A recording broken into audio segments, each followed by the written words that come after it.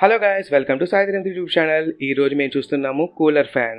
ఈ వేడి సమ్మర్కి చల్లగా ఫ్యాన్ ఉంటే పక్కన బాగుంటుందని ఈ ఫ్యాన్ ఆర్డర్ పెట్టుకున్నామండి.